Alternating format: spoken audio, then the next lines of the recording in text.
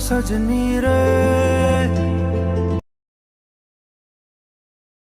बात कैसे हो तुझसे बात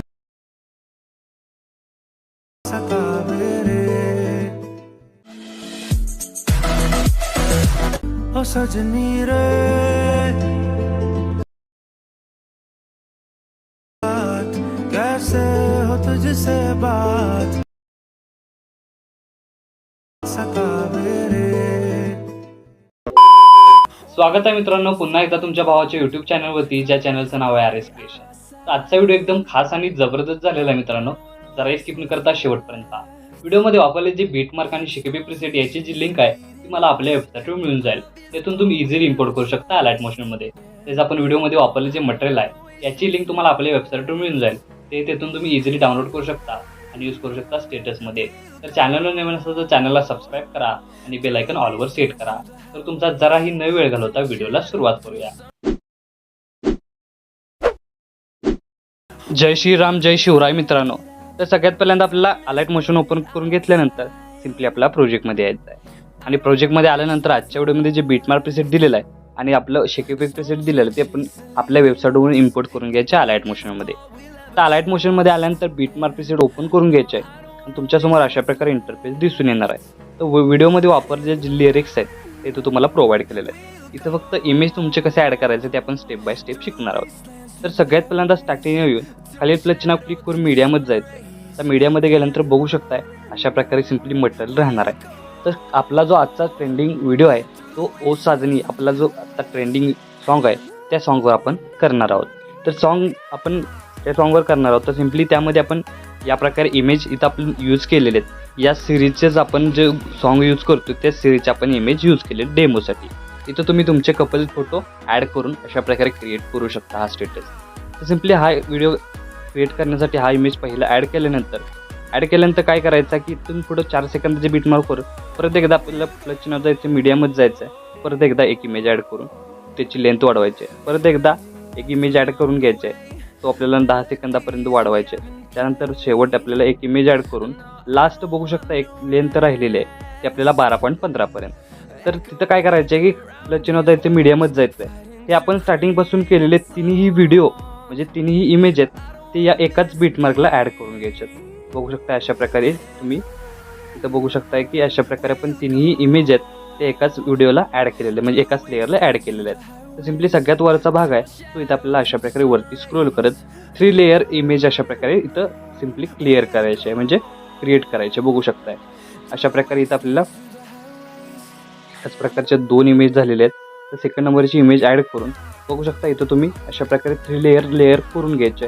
तर इथं काय करायचे थोडीशी लेअर प्रत्येक इमेज लेअरची लेंथ वाढवून घ्यायची अशा प्रकारे। बघू शकता अशा प्रकारे थोडीशी जी आपली हे आहे त्याची साईज आहे ते आपल्याला वाढवून घ्यायची आहे प्रत्येक इमेजची आणि तुम्हाला याचा ओव्हरऑल लुक बघू शकता अशा प्रकारे दिसून येणार आहे। त्यानंतर स्टार्टिंगची इमेज अशाच प्रकारे ठेवून आपल्याला पहिली जी इमेज आहे ती आपल्याला काय करायची मोन टास्कमध्ये जाऊन आपल्याला रोटेटमध्ये जाऊन -90 डिग्री रोटेट करून वरती 3 डॉटला क्लिक करून फिल कंपोजिशन एरिया एकदा क्लिक करायचं आहे म्हणजे इमेज आहे तो आपल्याला इथं क्रिएट असा दिसून येईल।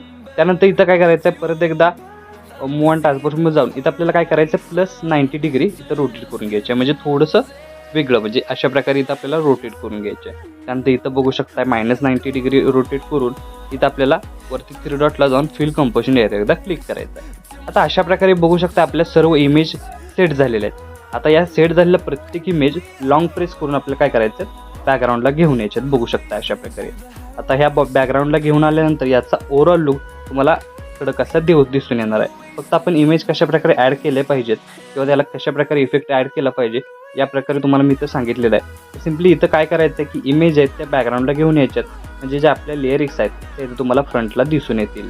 तर सिंपली बघू शकता अशा प्रकारे आपण केलेलं आहे। तर इमेज सर्व झालेलं आहे। तर आपल्याला काय करायचं या तिन्ही लेअर आहेत ते आपल्याला अशा प्रकारे खाली घेऊन यायचे।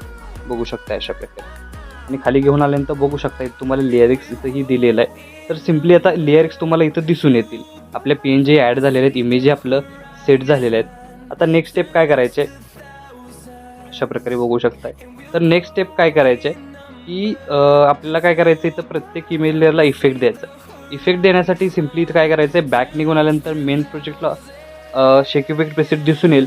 तर यामध्ये 2 इफेक्ट दिलेले आहेत. पहिला इफेक्ट आहे तो इथून आपल्याला कॉपी करून घ्यायचा आहे. कॉपी करून घेतल्यानंतर मेन प्रोजेक्टला येऊन पहिल्याच लेअरला फक्त ते आपल्याला पहिल्या इमेज लेअरला पेस्ट करायचं आहे. म्हणजे याचा ओव्हरऑल लुक तुम्हाला अशा प्रकारे दिसून येणार आहे. त्यानंतर परत एकदा बॅक निघून शेक इफेक्ट प्रेसेट ओपन करून घ्यायचा आहे आणि तो जो सेकंड नंबरचा इफेक्ट आहे तो सिम्पली कॉपी करून घ्यायचा आहे. त्यानंतर मेन प्रोजेक्टला येऊन इथं आपल्याला सगळ्यात पहिल्यांदा 4 सेकंदाच्या बीटमार्कला एकदा पेस्ट करायचं आहे. त्यानंतर 7 सेकंदाच्या एकदा करून आपण बघू शकता 10 सेकंदाच्या एकदा करायचे आहे. आणि लास्ट जो ही राहणार आहे इमेज राहणार आहे तो आपल्याला अशाच प्रकारे ठेवून द्यायचे, म्हणजे 3 लेअर अशाच प्रकारे ठेवायचे. आता स्टार्टिंगपासून याचा ओव्हरऑल लुक तुम्हाला अशा प्रकारे दिसून येणार आहे. तर आपला स्टेटस आहे तो इथं क्रिएट झालेला आहे. तर याला सेव्ह करण्यासाठी वरती ॲरो चिन्ह एकदा क्लिक करायचं आहे. क्लिक केल्यानंतर व्हिडिओचं ऑप्शन सिलेक्ट करून एक्सपोर्टवर क्लिक करायचं आहे. अशा प्रकारे आपला स्टेटस आहे तो HD मध्ये सेव्ह होऊन जाईल. तर आजच्या व्हिडिओमध्ये एवढंच मित्रांनो. भेटू पुढच्या व्हिडिओमध्ये. तोपर्यंत काळजी घ्या.